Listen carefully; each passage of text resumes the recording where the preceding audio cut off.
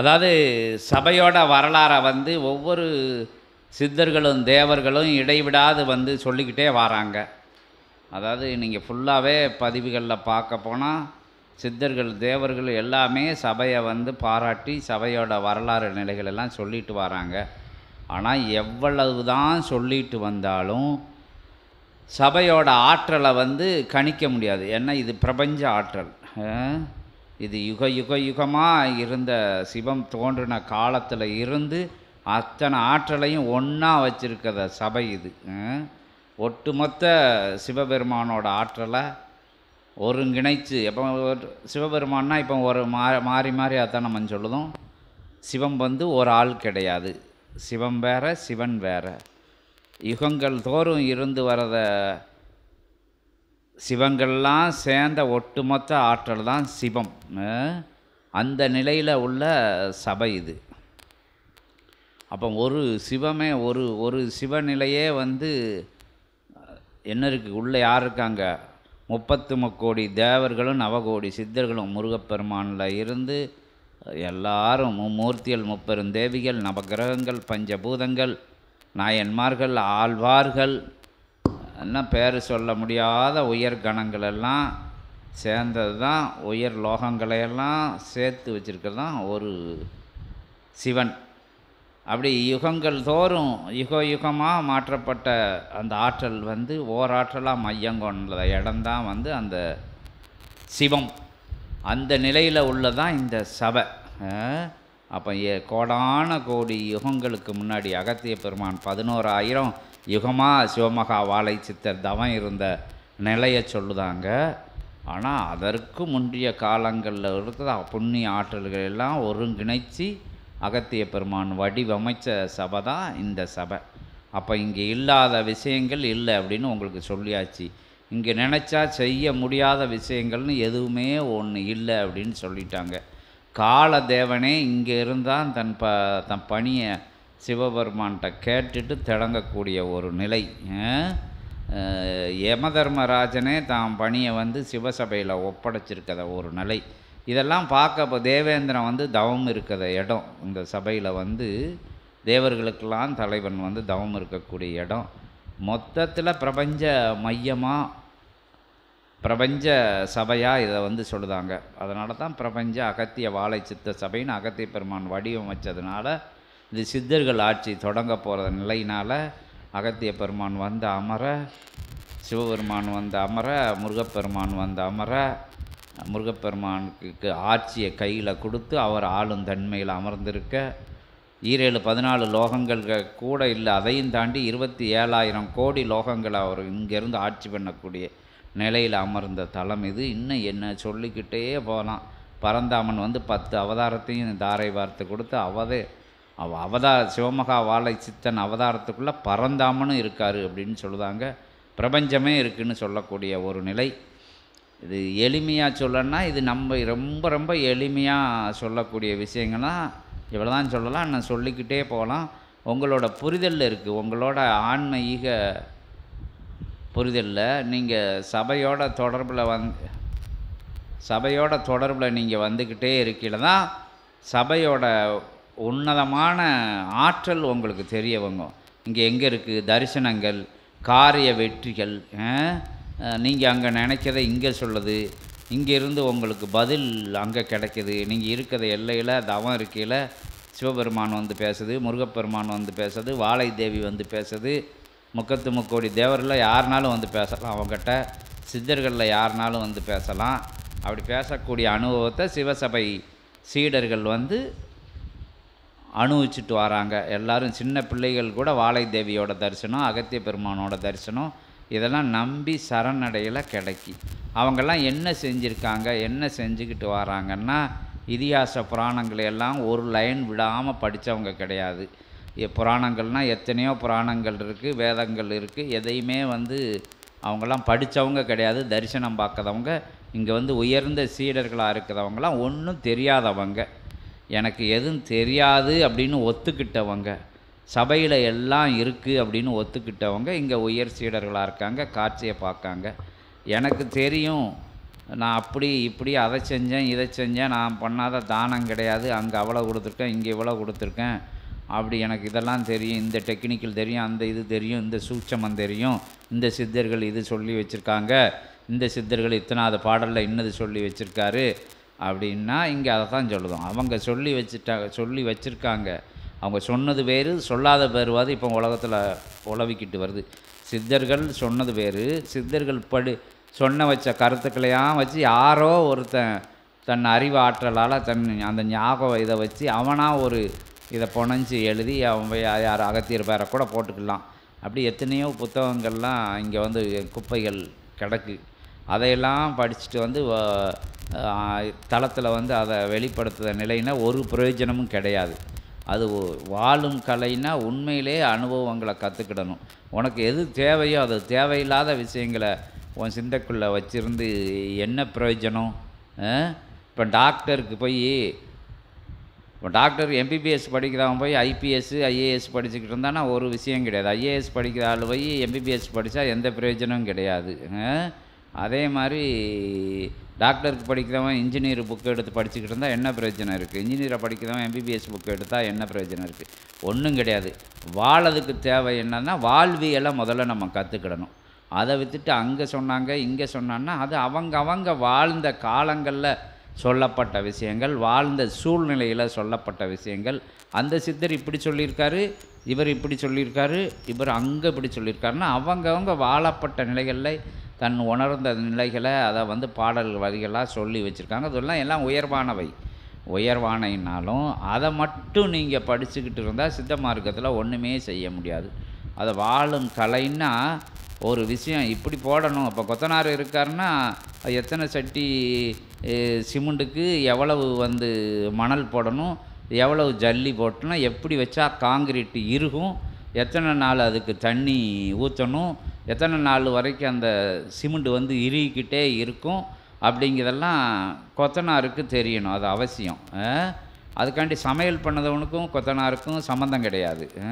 சமையல் பண்ணது ஆளில் போய்கிட்டு காங்கிரீட் போட்டுக்கிட்டு இருக்க முடியுமா? இரும்பு சட்டியை வச்சுக்கிட்டு அதுக்கு அந்த நிலையை நம்ம படிச்சிருக்கோம். எவ்வளோ வெங்காயம் போடணும், எவ்வளோ தக்காளி போடணும், எவ்வளவு எண்ணெய் ஊற்றணும், என்ன விஷயங்கள் செய்யணும் அப்படிங்கிற விஷயங்கள் சமையல் பண்ணதவனுக்கு தெரிஞ்சுக்கணும். என்ன இதே மாதிரி தான் இது எளிமையாக சொல்லணுங்கிறதுக்காண்டி இந்த விஷயங்கள் சொல்லுது. ஒன்றுக்கொன்று முரண்பாடுகள் ஏகப்பட்ட விஷயங்கள் இருக்குது. அதனால தான் நீங்கள் கற்றவங்க பார்த்தவங்க நீங்கள் சொன்னவங்க எல்லாமே அவங்க ஒரு கருத்துக்களை சொல்லிட்டு போயிருப்பாங்க. அவங்க வாழ்ந்து முடித்து அவங்க இறை அடைஞ்சிருப்பாங்க. நீங்கள் வாழும் காலத்தில் எங்கள் குருநாதர் வாழும் குருநாதர் இருக்காங்க. அவங்க என்ன சொல்லிட்டு வராங்க, நேருக்கு நேராக உயிரோடு இருந்து உங்கள்கிட்ட எளிமையாக எப்படி இறைவனை காணலாம் அப்படின்ட்டு சொல்லிட்டு வராங்க. அப்படின்னு சொல்லக்கூடிய இடம் இந்த இடம். அதுக்காண்டி சித்தர்கள் பாடல்களை, சித்தர்கள் தேடல்களில், இறை தேடல்களில், இறை நாமங்கள் ஜெபிக்கிறதுல உங்களை யாரையும் தடை சொல்லலை. அங்கொன்றும் இங்கொன்றும் காலை வச்சுக்கிட்டு எங்கே வழி தெரியாமல் போதுக்கு வழி தெரியாமல் நீங்கள் வானைக்கு வேற்று மாற்று பாதைகளை எல்லாம் பயணப்பட்டு அதை விஞ்ஞானத்தோடு ஒப்பிட்டு பார்த்து, விஞ்ஞானம் நமக்கு தெரியுமா, இறைவனோட விஞ்ஞானம் நமக்கு தெரியுமா, அது பிரபஞ்சத்தை போய் நம்ம கண் இப்படி உள்ளங்கையில் வச்சு பார்க்க முடியுமா? அதுக்கு ஞானம் அடைஞ்சால் தான் பிரபஞ்சத்தை உணரத்தான் முடியுமே தவிர இங்கே இருக்குது இந்த இடத்துல என்ன இருக்குன்னா சொல்ல முடியாது. அறிவியல் பார்த்துன்னா அது கண்ணுக்கு எட்டினது தான் பார்த்துருக்கு. எட்டாத தூரங்கள் எவ்வளவோ இருக்குது. திடப்பொருளை மட்டும் பார்க்கு, சூட்சம பொருளை எதையும் ஆன்மீகம் பார்த்ததில்லை. திடமாக கண்ணுக்கு தெரியுது, அந்த டெலாஸ்கோப்புக்கு, அந்த தொலைநோக்கு அந்த கருவிகளுக்கு தெரியுது, கேமராவுக்கு தெரியுது, பதிவு ஆகுது. இந்த விஷயங்களை தான் விஞ்ஞானிகள் பார்க்க முடியாது. இல்லை சூட்சமத்தில் இருக்கிற விஞ்ஞானத்தை யாராலையும் பார்க்க முடியாது. அதுக்குள்ளே போகவே முடியலை. எங்கே பார்த்தாலும் இப்போ கடைசியில் போய் பார்த்தா அங்கே இறைவன் தான் தெரியுது. அது அங்கே ஓங்காரம் தான் கேட்கு, அங்கே சிவலிங்க வடிவம் தான் தெரியுதுன்னு சொல்லுதாங்க. அங்கே நடராஜ ரூபங்களை போய் வச்செல்லாம் இப்போ அதெல்லாம் பார்த்துக்கிட்டு தான் இருக்கேன். நீங்கள் அந்த விஷயத்துக்குள்ளே போக வேண்டாம். அது ஏன்னா விஞ்ஞானத்தை எப்போவுமே அது தேவை. விஞ்ஞானம் தேவை. விஞ்ஞானப்போ சமையல் பண்ணதுக்கு தேவையான விஞ்ஞானங்கள் அங்கே தேவை. கொத்தனாருக்கு தேவையான விஞ்ஞானங்கள் அங்கே தேவை. பெயிண்ட் அடிக்கிறவங்களுக்கு எவ்வளோ தண்ணி ஊற்றணும், என்ன விஷயங்கள் செய்யணும், அதை ரிமூவ் பண்ணது எப்படி, அதை கையை கழுவுறதுக்கு என்ன டர்பன்டைனை ஆயிலா மண்ணெண்ணெயா அதுக்கு தேவை எப்படி தேவைன்னு அந்த ஆளுக்கு அந்த விஷயங்கள் தெரியணும். நமக்கு இகலோகத்தில் வாழும்போது எப்படி வாழணும், அப்படிங்கிற விஷயங்களை கற்றுக் கொடுக்குற இடம் தான் இது. அப்போ பிரபஞ்சம் அதுக்கு சொல்லியிருக்குங்க, எல்லாருக்கும் விளக்கங்கள் சொல்லியிருக்கு. பிரபஞ்சம் வந்து இப்போது யுகம் வந்து எப்படி இயங்கிட்டு இருக்குன்னா, நல்லதும் கெட்டதும் சேர்ந்து இயங்கிட்டுருக்கு. எல்லாருக்கும் நல்லதும் கெட்டதும் தேவைப்படுது, எல்லாத்துக்கும் ப்ளஸ் மைனஸ் தேவைப்படுது, எல்லாத்துக்கும் ஏற்ற இறக்கங்கள், எல்லாத்துக்கும் எதிர்நிலைகள் தேவைப்படுது. ஒரு இயக்கத்துக்கு நல்லது மட்டும் இருந்தால் இயங்காது, அதோடு சேர்ந்து எதிர்நிலையில் இருக்கிறது தான் இயக்காற்றலாக உருப்பெறும்.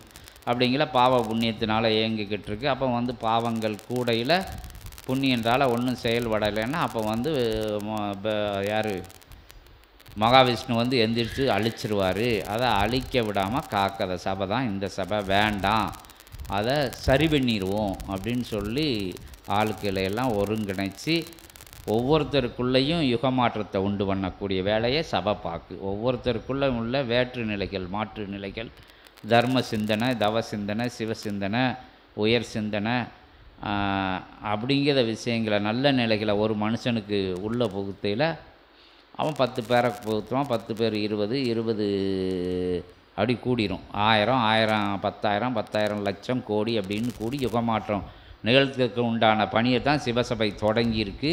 அது இந்த குக்கிராமத்தில் இருந்து, இந்த எல்லையிலேருந்து அப்படிங்கிறதுக்கெல்லாம் சித்தர்கள் நிகழும் அப்படின்னு சொல்லியிருக்காங்க. அந்த பயணத்தில் நீங்கள் வந்து இறை சீடர்களாக இணைய வாரைய எல்லாரும் வந்து இகலோகத்தில் இருக்கிற தடை நிலைகளைத்தான் நீங்கள் வந்து தகர்க்க வாரைய. எனக்கு அது இல்லை, இது இல்லை, அது வேணும், இது வேணும். ஆன்மீகம் இருக்குது, அதுக்குள்ளே இகலோகத்துக்கு உண்டான பொருளியல் முறையும் நீங்கள் வந்து கேட்க சபையில். அப்போ வந்து இங்கே சபை என்ன சொல்லுதுன்னா, சபையில் புண்ணியம் இருக்குது. யுக யுகமாக சேர்த்து வச்ச புண்ணியத்தை சித்தர்களும் தேவர்களும் வர்றவங்களுக்கு அள்ளி அள்ளி கொடுத்துக்கிட்டு இருக்காங்க.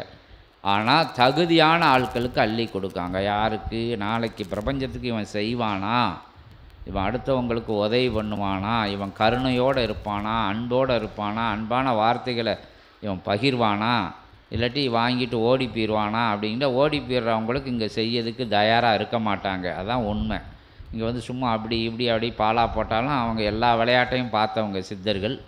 உண்மையிலே நம்ம மாறலைன்னா அவங்க கொடுக்க மாட்டாங்க. அதனால தான் உண்மையிலே சரணடைஞ்சவங்களுக்கு சரணடை தான் சொல்லியாச்சு. எனக்கு ஒன்றும் தெரியாது, நீங்கள் தான் காப்பாற்றுக்கங்க, உங்களை விட்டால் யாரும் இல்லை அப்படிங்கிற நிலையில் வர்றவங்களுக்கு உடனடியாக இங்கே காரித பலிதம் நடக்கு, காரிய வெற்றி நடக்கு. வந்த உடனே நல்ல விஷயங்கள் நடக்க ஆரம்பிக்கு. இல்லைன்னா ஒரு சின்ன சின்ன சூழ்ச்சிகள் தெரிஞ்சு அவங்கள வந்து இகலோகத்தில் இருக்கக்கூடிய கஷ்ட நஷ்டங்களை புரிய வச்சு அவங்கள மேன்மைப்படுத்திடுவாங்க, பாடம் கற்றுக் கொடுப்பாங்க. அதன் மூலமாக வந்து உயர்வடைய வச்சுக்கிட்டு இருக்கு. சபையில் வந்து எல்லாரையும் உயர்வடைய வச்சுக்கிட்டு இருக்கு. எல்லா விஷயங்களையும் நீங்கள் செய்வீங்க. அப்படி வாழும் கலையை நீங்கள் இங்கே படிச்சுக்கிட்டே அப்படிங்கன்னா படிக்கிறதுக்கு நீங்கள் தயாராக இருக்கீன்னு சொல்லையில் உங்கள் குடும்பத்தை வந்து கையில் எடுத்துடுறாங்க. இப்போ வந்து இப்போ ஒவ்வொரு தடையும் ஒவ்வொரு சொல்ல சில விஷயங்கள் உங்களுக்கு ஒவ்வொன்றும் சிந்தைக்குள்ளே ஏறணும் அப்படிங்கிறதுக்காண்டி சொல்லப்படுது.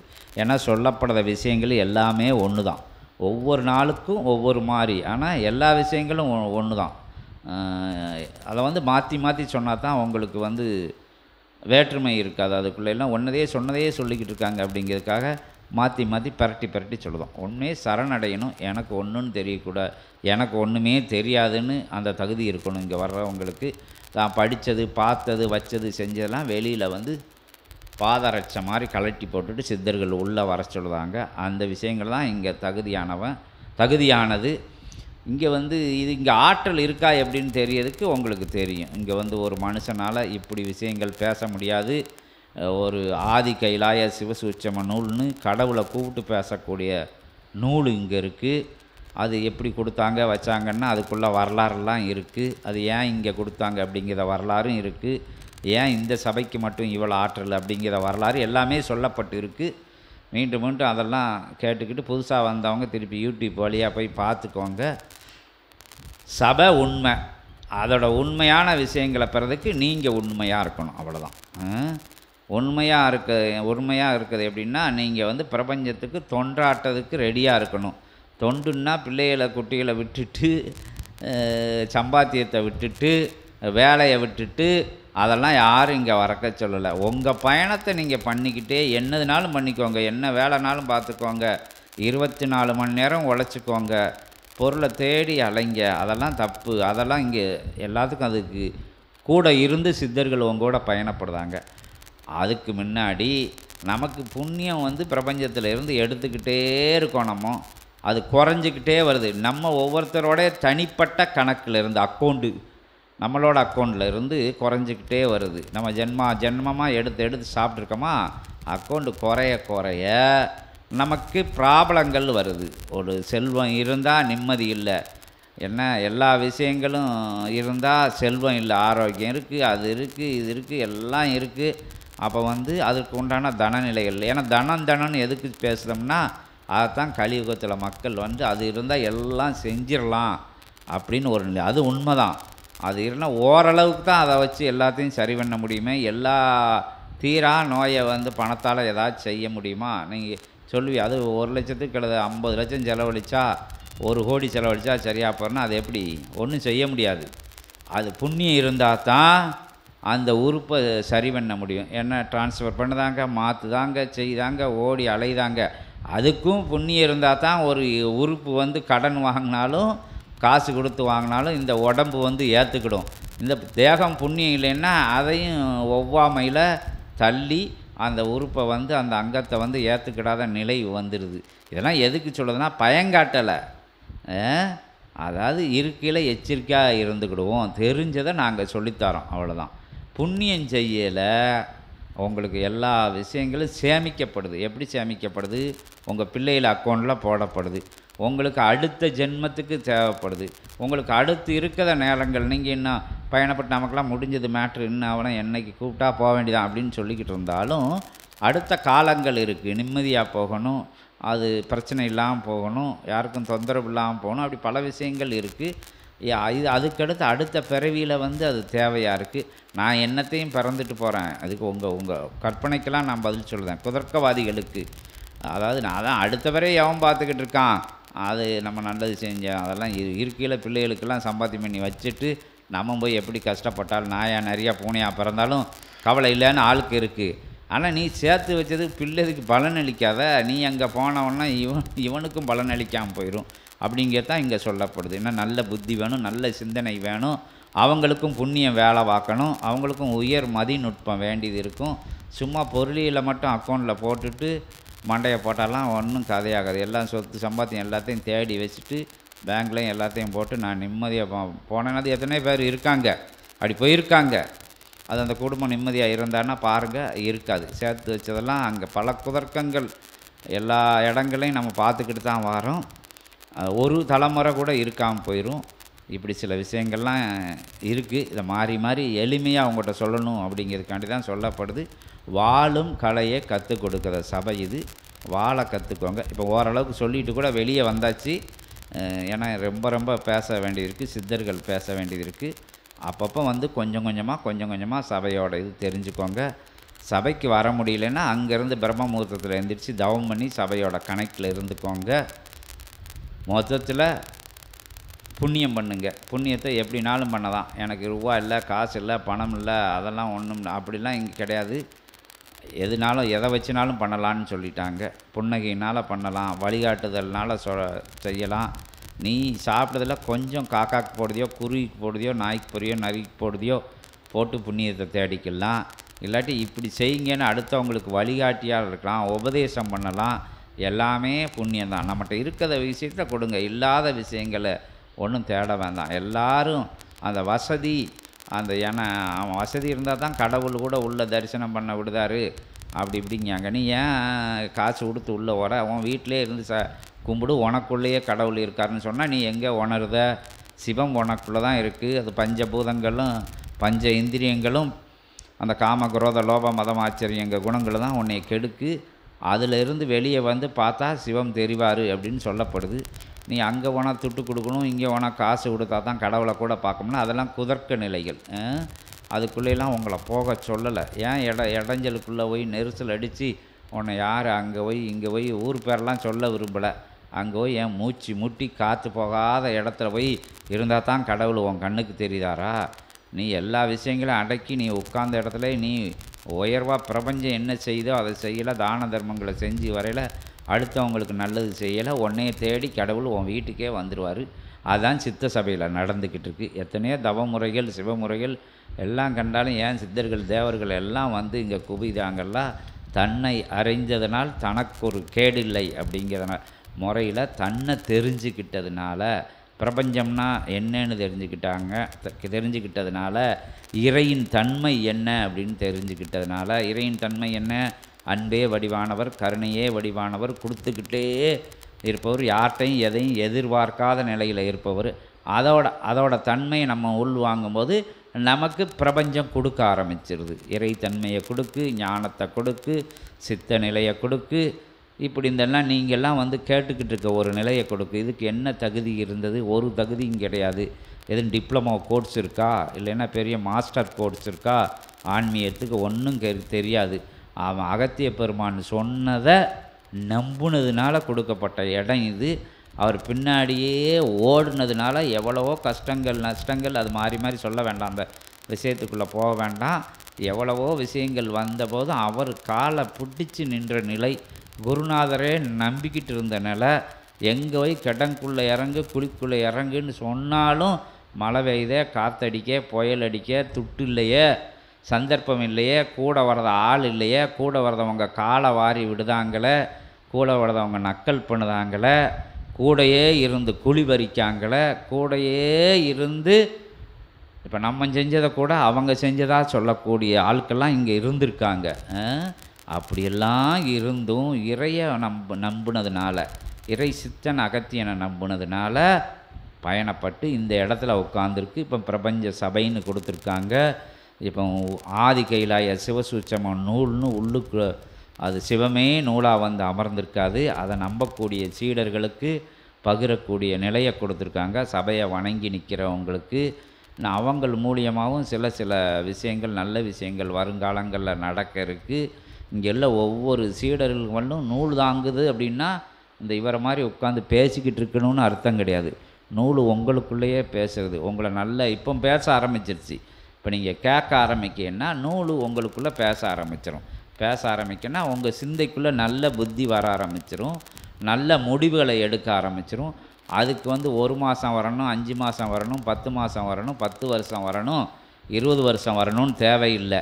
உட்கார்ந்த நேரத்தில் சபையை நம்பிட்டான்னா, சரணாகதி அடைஞ்சிட்டான்னா அப்பமே ஆதி கைலாய சிவசூட்சம் நூல் அவங்களுக்குள்ளே போயிடுது, அமைதியாக போயிடுது. அப்படி போன சீடர்கள்லாம் இல்சபை அமைச்சு அங்கங்கே அவங்க பயணப்பட்டு வராங்க. அங்கேருந்து ஓடியாராங்க, தூரத்தில் இருந்து ஓடிறாங்க, தூர தேசங்களில் இருந்து பயணப்படுறாங்க. கனவு மூலமாக பார்க்காங்க, காட்சிகள் மூலமாக, மூடாக்காட்சிகள் மூலமாக, ஒரு புரிதல் அறிதல் மூலமாக எப்பவும் சிவசபையோட தொடர்புலையே இருக்காங்க. அந்த விஷயம் இங்கே கொடுத்துருதாங்க ஒவ்வொரு சீடர்களுக்கும். அதனால் நான் இத்தனை வருஷம் கழித்து வந்துட்டேன், அத்தனை வருஷம் கழித்து வந்துட்டேன், இவ்வளோ நாளாக எனக்கு தெரியாமல் போச்சே இந்த எல்லைன்னு யாரும் கவலைப்பட வேண்டாம். வந்த நேரம் நல்ல நேரம். நீங்கள் வணங்கி நிற்கணும். வணங்கி எவ்வளவு சரணாகதியோடு நிற்கீங்களோ எல்லா ஆற்றலும் இறை ஆற்றலால் இங்கேருந்து பகிரப்படும். சித்தர்கள் எல்லாரும் உங்கள் வீட்டை சுற்றி காவல் இருந்து உங்களை சீக்கிரம் வந்து உயர்நிலை கொண்டு வந்துடுவாங்க. அப்படி தான் இங்கே எல்லா சீடர்களோட வாழ்க்கையிலையும் நடந்துக்கிட்டு இருக்குது. நீங்களும் அதன் வழியில் பயணப்படுங்க. சபைகள் அங்கங்கே பெருக ஆரம்பிச்சிருச்சு. இல் சபைகளும் ரொம்ப உயர்வாக வளர ஆரம்பிச்சிருச்சு. இன்னும் சபைகள்லாம் வருங்காலங்களெல்லாம் இப்படியெல்லாம் கூட்டம் இல்லாமல் வந்து கேட்கக்கூடிய சச்சங்கம் வந்து குறைஞ்சிருச்சு. அதாவது இன்னும் வரக்கூடிய காலங்களில் இங்கேயும் கூட்டம் இருக்கும், வெளியேயும் கூட்டம் இருக்கும். அங்கங்கே நின்னெல்லாம் சச்சங்கம் கேட்க போகிறாங்க. இப்போ இந்த பெருமாள் வெட்டிங்கிற ஊரில் சொல்லுதாங்க, இடம் வந்து இருக்குது, வசதிகள் இருக்குது, அதுக்கு மேலே வேணாலும் நாங்கள் வெளியே இருந்து கேட்டுக்கிடுதோம் அப்படின்னு சொல்லுவாங்களாம் ஆட்கள். ஏன்னா கூட்டம் ரொம்ப வந்துச்சுன்னா கூட நம்ம கூட வெளியே இருந்து கேட்டுக்கிடுவோம், அவங்க பேசுறதை மட்டும் கேட்டால் போதும் அப்படிங்கிற இதுக்கு இன்னும் போகவே இல்லை, அதுக்கு இன்னும் நாள் கிடக்கு அப்படின்னு ஒரு சின்ன கிராமத்தில் கூட அவ்வளோ விழிப்புணர்வு. அதில் உள்ள ஆட்கள்லாம் இன்றைக்கி இங்கே வந்திருக்காங்க.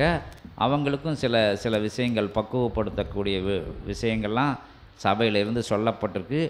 அவங்க பக்குவம் அடைஞ்சிருந்தாலும் சித்த மார்க்கம்னா என்ன, எப்படி பணிஞ்சு நிற்கணும், எப்படி வணங்கி நிற்கணும், எப்படி தன்னிலை மறந்து நிற்கணும் அப்படிங்கிற விஷயங்கள்லாம் அவளுக்கு கொஞ்சம் கொஞ்சமாக சூட்சமமாக கனவு மூலமும் உணர்தல் மூலமும் எல்லாமே அவங்க புரிஞ்சு வந்து அவங்க சற்சங்கம் போட ரெடி ஆகிட்டாங்க. வர முடிஞ்சவங்க அந்த எல்லையில் வந்து பாருங்கள். அதுக்கடுத்து கோயில்பட்டியில் நடக்க போகுது. பிறகு இல் சபைகளும் கேட்டிருக்காங்க 2-3 இடங்களில். அப்படி இன்னும் வருங்காலங்களில் ஒரு 6 மாதம் சொன்னாங்க, 1 மாதம் போயிடுச்சு, இன்னும் 5 மாதம் இருக்குது. 5 மாதத்தில் சபையோட முகம் மாறுன்னு இருக்காங்க. இது எதுக்கு சொல்லுதன்னா, இந்த அதிசயமெல்லாம் நடக்க போகுது. 30 வருட பயணங்கள், 25 வருட பயணங்கள்லாம் எப்படியோ நடந்து என்னென்ன விஷயங்களே பார்த்து ஒவ்வொரு படியாக ஏறி வந்து இப்போ வந்து இயல்பில் இப்போ வந்து பிரபஞ்சத்துக்கே இது சபையாயிருச்சு, பிரபஞ்சத்துக்கே தலைமை இடமாயிருச்சு, பிரபஞ்சத்துக்கே ஆட்சி இங்கேருந்து தான் சிவபெருமான் பண்ணுதார், அகத்திய பெருமான் பண்ணுதார், சித்தர்கள் தலமாயிருச்சு. எல்லா லோகங்களும் இங்கே வந்து சபை அமைஞ்சிருச்சு. 14 லோகங்கள்லையும் இருந்து அவங்கெல்லாம் வந்து தனித்தனியாக இங்கே பிரபஞ்ச சபையில் சபை அமைச்சு இருக்காங்க. அதான் அடுக்கடுக்கான சபைகள் தேன்கூடு மாதிரி இருக்குது அப்படின்னு சொல்லுவாங்க. எல்லா லோகங்களும் ஒட்டு மொத்தமாக பிரபஞ்சமே இங்கே வந்து கூர்னதுனால, இங்கேருந்து இயங்குறதுனால இது பிரபஞ்ச மகா வாழை சித்த சபை, அகத்திய சித்த சபை, தேவலோக சித்த சபைன்னு எத்தனையோ நாமங்கள் இங்கே கொடுக்கப்பட்டிருக்கு. தர்மசாலை, சிவசாலை, சிவவனம், சித்தவனம், சிவக்காடு, சித்தக்காடு அப்படின்னு ஏகப்பட்ட நாமங்களை வந்து சித்தர்கள் வழங்கிட்டு இருக்காங்க. எல்லாரும் இந்த எல்லையை போற்றி புகழுதாங்க சபையை. இதுக்கெல்லாம் வந்து தகுதி இருக்குன்னா அது ஒரு உயர்ந்த இடத்துல தானே இருக்கணும். அப்போ எல்லாத்தையும் நீங்கள் நம்பி இங்கே வந்து உட்கார்ந்துக்கிட்டு இருக்கையில் இங்கே ஆற்றல் இருக்குது, இங்கே போனால் எல்லா விஷயம் கிடைக்கும், பணிதல் இருக்கணும், வணங்கி நின்னல் இருக்கணும், சபையை வாழ்த்தி நிற்கணும் அப்படிங்கிறத சொல்லி அப்படிங்கிற உங்களுக்கு எல்லா விஷயங்கள் நடக்கும். மெயினாக வந்து இதோட கான்செப்டே என்ன அப்படின்னா, பிரபஞ்சத்திலிருந்து எடுத்துக்கிட்டே இருக்கோம். பிரபஞ்சம் வந்து காலி ஆகிக்கிட்டே இருக்குது. அதனால் பரந்தாமன் எந்திரிக்க பார்த்தாரு, அவரை வேண்டாம், பிரபஞ்சம் நாங்கள் மாற்றிடுதோம், கலியுகத்தை மாற்றிடுதோம், யுகமும் அழிய வேண்டாம், யுகத்தை அப்படியே வச்சுருங்க, உள்ள ஆற்றல்களை, அதான் ஆற்றல் தான் மனித ஆற்றல், ஒரு ஜீவராசிகள் எல்லாம் தான். மனுஷன் திருந்தியில் எல்லா ஜீவராசிகளும் திருந்துடும், எல்லா விஷயங்களும் திருந்திடும். அப்போ மனுஷனுக்குள்ளே தர்ம சிந்தனையை வளர்ப்போம். அப்படிங்கிற சூட்சமத்தில் எல்லா விஷயத்துக்குள்ளேயும் அந்த தர்ம சிந்தனை போயிடும். இதெல்லாம் சீடர்கள் இப்போலாம் நல்லா உணர்ந்துட்டாங்க, சபையோட ஆற்றல் எப்படி பரவுது அப்படின்னு. இந்த இவர் கூட சொன்னார், வேலெல்லாம் எல்லா வண்டியிலையும் வேலாயுதத்தை வந்து ரொம்ப வைக்க ஆரம்பிச்சிட்டாங்க, வேல்மாறல் படிக்க ஆரம்பிச்சிட்டாங்க, பூஜை வேல் பகிர்தலுக்கு பிறகு வேலை வச்சு எல்லா இடங்களையும் ரொம்ப வழிபாடு பண்ண ஆரம்பிச்சிட்டாங்க. அது விழிப்புணர்வு வருதுன்னா அது சூட்சமத்தில் சிவசபையில் இருந்து போய்கிட்டு இருக்கு. எங்கேயோ ஒரு நல்ல அமைப்புகள் உருவாகுது அப்படின்னா அதுவும் சிவசபையில் இருந்து உருவாக்கப்படலாம். இந்த நாடு தாண்டி வேறு நாட்டில் நல்ல விஷயங்கள் நடந்தாலும் அது சபை தான். ஒரு இடத்துல ஒரு பேரழிவு வந்தாலும் அது சித்த சபை மூலமாக திருமுருகன் நிகழ்த்தக்கூடிய திருவிளையாடல் தான். அதில் எந்த மாற்று கருத்தும் கிடையாது. திருந்தாத இடத்துல ஒரு முக்கி எடுத்துருவாங்க, தண்ணிக்குள்ளே முக்கிச்சுலாம். ஒரு தேசமே தண்ணிக்குள்ளே திருந்தவே மாட்டேன்னாங்க, பாவச்செயலும் செஞ்சுக்கிட்டே கிடந்தாங்க. ஒரு முக்கிட்டாங்க, 2 தடவை முக்கிட்டாங்க. சில விஷயங்கள் நடந்துக்கிட்டு இருக்கு. அதனால் தேசங்கள் கூட சேட்டை பண்ணால் அது வாழை ஒட்டை பிடிச்சி நறுக்கி விட்டுருதாங்க. அந்த நிகழ்வுகள் நடந்துக்கிட்டு இருக்குது. நம்ம வேறு வரலாறுக்குள்ளே நம்ம போக வேண்டாம். ஏன்னா நம்ம வந்து படையை வந்து திரட்டிக்கிட்டு இருக்கார் முருகப்பெருமான். அதில் தான் நம்ம கவனம் இருக்கணுமே தவிர உலகில் சார்ந்த விஷயங்களை உங்களுக்கு நம்பதுக்காண்டி 1-2 விஷயங்கள் சொல்லப்படுது. எல்லாத்தையும் திறம்பட சபை செஞ்சு உயர்நிலை இருந்தாலும் மக்கள் கண்ணுக்கு வந்து கட்டடங்கள், அந்த கோபுரங்கள் அப்படிங்கிற விஷயங்களை வந்து மக்கள் எதிர்பார்க்காங்க. இடைவிடாத அன்னதானங்கள், இப்போ சூட்சமத்தில் இங்கே அன்னதானம் நடந்துக்கிட்டே தான் இருக்குது. இருந்தாலும் இயல்பில் வந்து அன்னதானங்கள் தட்டாப்படாமல் நடக்கணும், எல்லா எல்லைகளையும் அது நடக்க போகுது. எல்லா கிளை சபைகளையும் இடைவிடாத அன்னதானங்கள் நடக்க போகுது. சபை உலகம் ஃபுல்லாக பரவப்போகுது. அந்த விஷயங்கள் கூடிய விரைவில் நிகழப்போகுது. கட்டாயம் என்ன 4-5 மாதத்துக்குள்ளே ஒரு பெரு நிகழ்வு இங்கே நிகழப்போகுது. வேல் பகிர்வுக்குள்ளே எல்லா அதிசயங்களும் இங்கே நடக்கும்னு சொல்லியிருக்காங்க. ஏன்னா சென்ற வருடங்கள் எவ்வளவோ விஷயங்கள் செஞ்சு வந்தாலும் இந்த 5-6 மாதங்களில் வந்து ரொம்ப நெருக்கி சொல்லியிருக்காங்க. இந்த இதில் சொல்லப்பட்டிருக்கு எல்லா விஷயங்களும் 10 வருஷத்துக்கு முன்னாடி, 8 வருஷத்துக்கு முன்னாடி, 7 வருஷத்துக்கு முன்னாடி, அதுக்கு முன்னாடி உள்ள ஆசைகள்லாம் இங்கே ரொம்ப இருக்குது சொல்லப்பட்டிருந்தாலும் இப்போ நெருக்கி சொல்லிட்டாங்க. ஏன்னா வெற்றி அடைஞ்சிருச்சு சபை. வந்து ஒரு நிலைக்கு மேலே இயல்புலையும் வளர்ந்து வந்துருச்சு. இன்னும் வந்து அவங்க திறந்து விட்டுருவாங்க. அதாவது டேமை திறக்கிறதுக்கு உண்டான தருணம் பார்த்துக்கிட்டு இருக்காங்க. அதை வந்து ஓப்பன் பண்ணி விட்டுருவாங்க. அது இந்த வேல் பகிருக்கு பிறகு அதிவேகமாக இங்கே வந்து சற்சங்கம் போடுறதுக்கு டேட்டு கூட இப்போமே வந்து இப்போ டேட் டைட்டாகிக்கிட்டு வருது. அங்கே இங்கே கேட்டுக்கிட்டே இருக்காங்க. 1-2 இடங்களில் தான் அனுமதி கொடுத்துக்கிட்டே இருக்கோம். இன்னும் ஓரிரு 2 மாதங்களுக்குள்ளாகவே இன்னும் மாதத்தில் சரிபாகுதி நாட்கள் வந்து சற்சங்கள் நடக்கக்கூடிய நிகழ்வாக இருக்கும். அதற்கு முன்னாடி மாதம் ஃபுல்லாக சற்சங்கங்கள் நடக்கும். இங்கே வந்து சீடர்களோட ஆற்றலோட இங்கேயும் பூஜை நிகழ்வுகள் நடக்கிறதுக்கு உண்டான விஷயங்களை அகத்திய பெருமான்கிட்ட அனுமதி கேட்டுக்கிட்டு இருக்கோம். அவர் நடக்கையில் நாங்கள் அங்கே போனாலும் காலப்போக்கில் இங்கேயும் பூஜைகள் வந்து நடந்து இங்கேயும் அன்னதானங்கள் நடக்கும். போகிற இடங்கள் ஃபுல்லாக சிவசபை எங்கெங்கே கால் வைக்கோ அங்கெல்லாம் அன்னதானங்கள் நடக்கக்கூடிய, தர்ம சிந்தனைகளை வளர்க்கக்கூடிய, தர்ம யுகத்தை மலர வச்சுக்கிட்டு தான் அடுத்த எல்லையில் கால் வைக்கக்கூடிய நிகழ்வுகள் நடக்க போகுது. அது சூட்சமத்தில் நடந்துருச்சு. இயல்பில் சீக்கிரம் கட்டட வளாகங்கள் அது இது கிளைச்சபைகளுக்கு கட்டிடங்கள், கிளைச்சபைகளுக்கு அங்கங்கே இடங்க போனான்னா உடனே அது போன உடனே சற்சங்கம் போடுற மாதிரி போய் உட்கார்ந்த 10 நிமிஷத்துலேயே அந்த இடம் ரெடியாத மாதிரி தளங்கள்லாம் உருவாக்கப்பட்டு வருது. அது எப்படின்னா மைக்கு எல்லாம் வச்சு சேர் எல்லாம் போட்டு ரெடியாக இருக்கும். எப்பவும் நம்ம போன உடனே அப்படி போய் சற்சங்கம் அது வந்து கோயமுத்தூரில் ஒரு இடத்துல ரெடியாக போகுது. அடுத்து ஒவ்வொரு தளங்கள்லையும் அது மாதிரி இங்கே ஒரு இடத்துல ரெடியாக இருக்குது. இன்னும் திருச்சி எல்லைகள் இன்னும் பல எல்லைகளில் வந்து அது மாதிரி நடையா போகுது. அப்படி வளர்ச்சிகள் வரப்போகுது. பெரிய நீங்கள் சொல்லுவீங்கள்ல விஐபி அவங்கெல்லாம் அப்படி இப்படி அவங்க வீட்லேயும் போய் சற்சங்கம் நடக்கக்கூடிய நிகழ்வுகள்லாம் வருங்காலங்களில் நடக்க போகுது. இறைவனுக்கு முன்னாடி எல்லாரும் விஐபி தான். யார் பணிஞ்சு நிற்காங்களோ அவங்களாம் சிவசபைக்கு விஐபி. பெரிய அந்தஸ்து இதில் இருக்கிறவங்க மட்டும் கிடையாது. இங்கே வந்து வணங்கி நிற்கவங்கலாம் சபைக்கு முக்கியஸ்தர்கள். அவங்க தான் சபையை யார் வணங்குறாங்களோ அவங்க முக்கியஸ்தர்கள் அப்படின்னு சொல்லி இங்கே நிகழ்த்தின உரையிலேயே நீங்கள் கேட்டிருப்பீங்க. ஓரளவுக்கு விரிவாகவே சொல்லியாச்சு. இன்னும் அடுத்தடுத்து வரும் காலங்களில் சொல்லிவிட்டு இப்போ சிவபெருமானை கூப்பிடக்கூடிய நிகழ்வுகள் வந்து இன்றைக்கி வந்து பௌர்ணமி நிலையில் முழு ஆற்றலாக எம்பெருமானை கூப்பிடக்கூடிய நிகழ்வுகள் அவர் வந்து பேசின பிறகு அதுக்கு பிறகு அகத்திய பெருமான் பேசிட்டு ஞான மூர்த்தியாக அவர் அமர்ந்துருவார். ஞான சற்சங்க நிகழ்த்த நீங்கள் நேரடியாக வந்து உங்களோட ஞான சம்பந்தப்பட்ட கேள்விகளை கேட்டு அதுக்கு பிறகு உங்களுக்கு யுகலோகத்தில் இருக்கக்கூடிய தடை நிலைகள் இருக்குங்களா, வியாபாரம் சரியில்லை, பதவி உயர்வு இல்லை, அது இல்லை இது இல்லை அப்படிங்கிற விஷயங்களையும் தனிப்பட்ட ஊழ்வினை வினாக்களையும் கேட்டு அதற்குண்டான அந்த வழிமுறைகளையும் நீங்கள் கேட்டு தெரிஞ்சுக்கலான்னு சொல்லி இப்போ சிவபெருமானை கூப்பிடக்கூடிய நிகழ்வுகள் தொடங்கலாம். ஓம் அக்தி சாய நமக.